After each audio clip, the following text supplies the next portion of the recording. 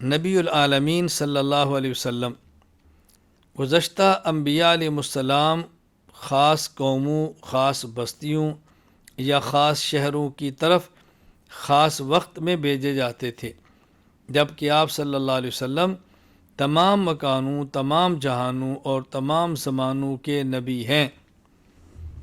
गुज़श्ता अम्बिया किराम अलैहिमुस्सलाम में से हर नबी ख़ास कौम का नबी होता, ख़ास वक़्त के लिए होता, ख़ास जगह पे होता, तो उनका दायरा नबूवत महदूद था। हमारे नबी करीम सल्लल्लाहु अलैहि वसल्लम का दायरा नबूवत इल्म इंसानी के मुताबिक गैर महदूद है।